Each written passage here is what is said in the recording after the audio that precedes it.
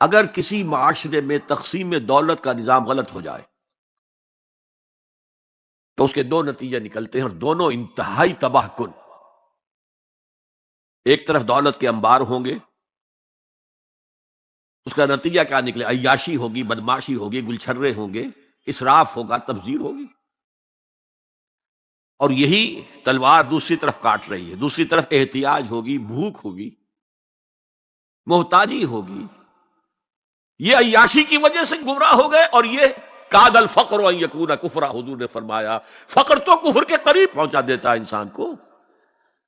جن کو 2 وقت روٹی نہیں ملتی وہ کیا اللہ سے لو لگائیں گے؟ جو 10-12 گھنٹے دن میں کام کرتے ہیں وہ رات کو کہیں جاگیں گے، کھڑے ہوں گے اللہ کے حضور؟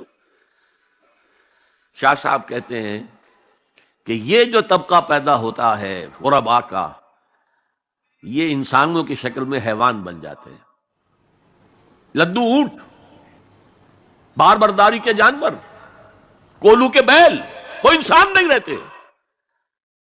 حدیث میں نے آپ کو سنا دی، کاد الفقر ان یکون کفرا۔